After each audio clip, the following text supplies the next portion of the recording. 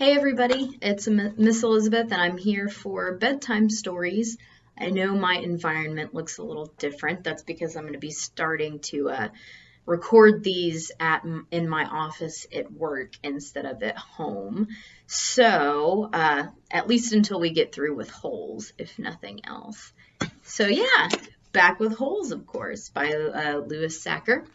And so we're just going to jump right in there. I don't have my cuddly stuffies today, but that's okay. I might try to make it look a little bit more exciting in here next time, so that you're not just staring at a blank white wall. But yeah, so we are going to jump in again to Holes. We're getting pretty close to the end here. And we've come a pretty far way. We are in fact at chapter 39. When we left off, Stanley and Zero had just made it to the top of the mountain near Big Thumb, and Stanley found water and an onion, and him and Zero were drinking water and eating the onion, so hopefully they're building their strength back up. So all right, let's jump on into chapter 39. Stanley awoke in a meadow, looking up at the giant rock tower. It was layered and streaked with different shades of red, burnt orange, brown, and tan. It must have been over 100 feet tall. Stanley lay a while just looking at it. He didn't have the strength to get up. It felt like the insides of his mouth and throat were coated with sand. And no wonder. When he rolled over, he saw the water hole. It was about 2.5 feet deep and over 3 feet wide. At the bottom lay no more than 2 inches of very brown water. His hands and fingers were sore from digging, especially under his fingernails. He scooped some dirty water into his mouth and swished it around, trying to filter it with his teeth. Zero moaned. Stanley started to say something to him, but no words came out of his mouth, and he had to try again. "How you doing?" It hurt to talk. "Not good," Zero said quietly. With great effort, he rolled over, raised himself to his knees, and crawled to the water hole. He lowered his head into it and lapped up some water. Then he jerked back, clutched his knees to his chest, and rolled to his side. His body shook violently. Stanley thought about going back down the mountain to look for the shovels so he could make the water hole deeper. Maybe that would give them cleaner water. They could use the jars as drinking glasses. But he didn't think he had the strength to go down, let alone make it back up again, and he didn't know where to look. He struggled to his feet. He was in a field of greenish-white flowers that seemed to extend all the way around Big Thumb. He took a deep breath, then walked the last 50 yards to the giant precipice and touched it. Tag, you're it. When he walked back to Zero and the water hole, on the way he picked one of the flowers. It actually wasn't one big flower, he discovered, but instead each flower was really a cluster of tiny little flowers that formed a round ball. He brought it to his mouth, but had to spit it out. He could see part of the trail he had made the night before when he carried Zero up the mountain. If he was going to head back down and look for the shovel, he realized he should do it soon, while the trail was fresh. But he didn't want to leave Zero. He was afraid Zero might die while he was gone. Zero was still lying doubled over on his side. "I gotta tell you something," he said with a groan. "Don't talk," said Stanley. "Save your strength." "No, listen," Zero insisted. Then he closed his eyes at his face, and his face twisted with pain. "I'm listening," Stanley whispered. "I took your shoes," Zero said. Stanley didn't know what he was talking about. His shoes were on his feet. "That's all right," he said. "Just rest now." "It's all my fault," said Zero. "It's nobody's fault," said Stanley. "I didn't know," Zero said. "That's okay," Stanley said. "Just rest." Zero closed his eyes, but then again he said, "I didn't know about the shoes." "What shoes?" "From the shelter." It took a moment for Stanley to comprehend. "Clyde Livingston's shoes?" "I'm sorry," said Zero. Stanley stared at him. It was impossible. Zero was delirious. Zero's confession seemed to bring him some relief. The muscles in his face relaxed. As he drifted into sleep, Stanley softly sang him the song that had been in his family for generations. If only the woodpecker sighs, the bark on the tree was just a little bit softer. While the wolf waits below, hungry and lonely, he cries to the moon, if only, if only. All right, chapter 40. When Stanley found the onion the night before, he didn't question how it had come to be there. He ate it gratefully. But now as he sat gazing at Big Thumb in the meadow full of flowers, he couldn't help but wonder about it. If there was one wild onion, there could be more. He intertwined his fingers and tried to rub out the pain. Then he bent down and dug up another flower, this time pulling up the entire plant, including the root. "Onions! Fresh, hot, sweet onions," Sam called as Mary Lou pulled the cart down Main Street.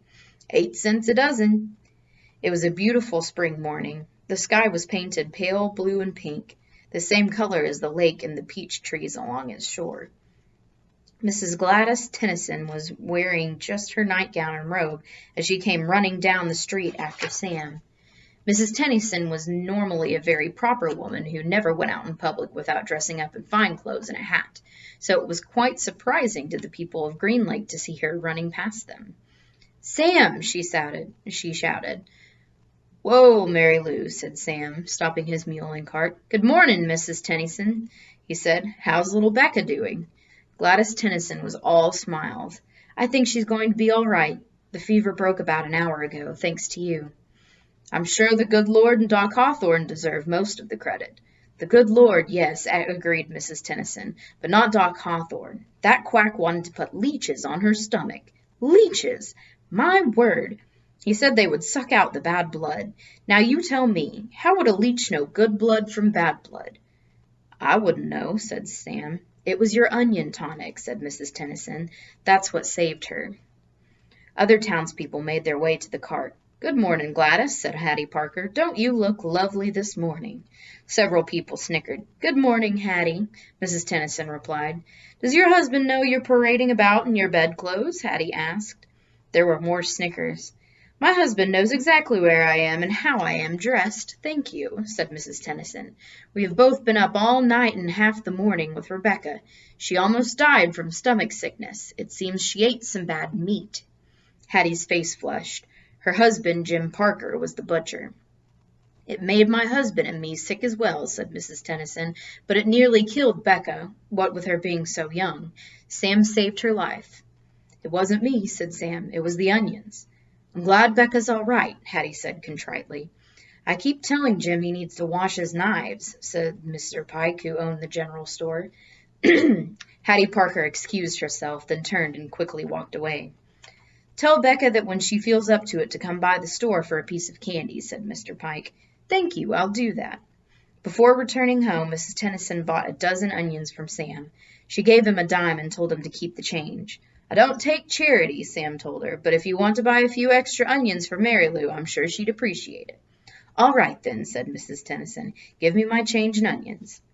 Sam gave Mrs. Tennyson an additional 3 onions, and she fed them one at a time to Mary Lou. She laughed as the old donkey ate them out of her hand. Stanley and Zero slept off and on for the next 2 days, ate onions, all they wanted, and splashed dirty water into their mouths.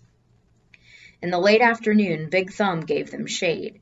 Stanley tried to make the hole deeper, but he really needed the shovel. His efforts just seemed to stir up the mud and make the water dirtier.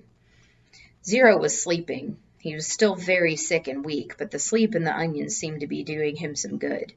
Stanley was no longer afraid that he would die soon. Still, he didn't want to go for the shovel while Zero was asleep. He didn't want him to wake up and think he'd been deserted.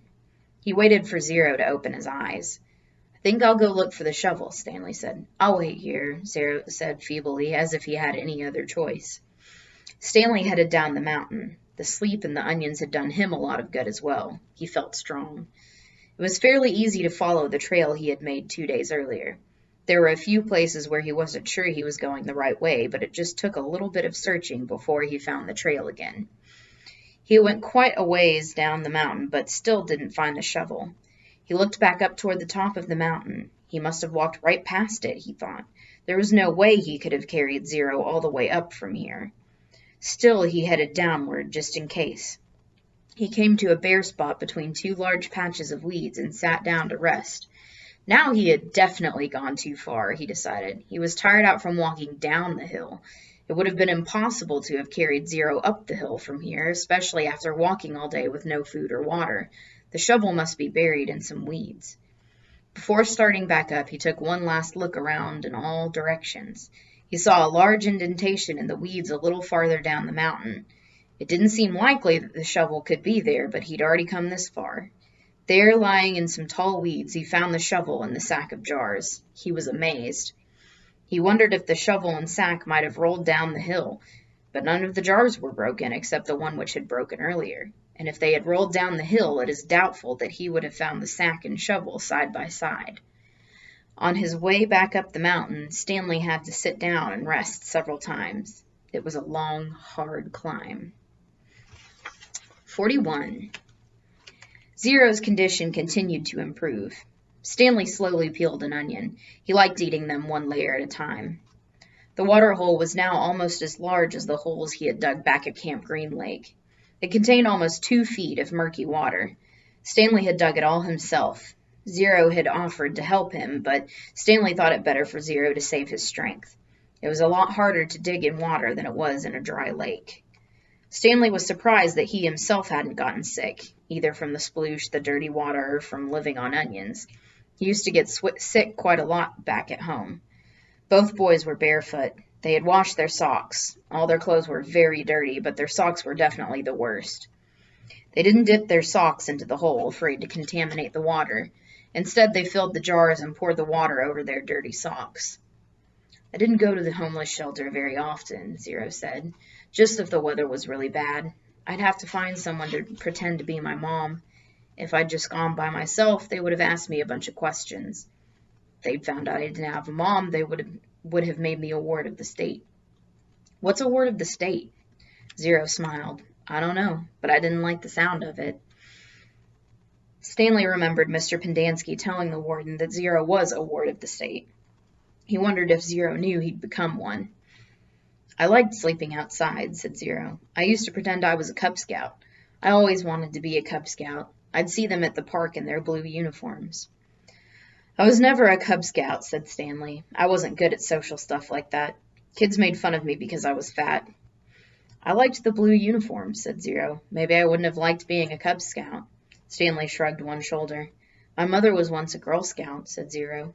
I thought you said you didn't have a mother. Everybody has to have a mother. Well, yeah, I know that. She said she once won a prize for selling the most Girl Scout cookies, said Zero. She was real proud of that. Stanley peeled off another layer of his onion. We always took what we needed, Zero said. When I was little, I didn't even know it was stealing.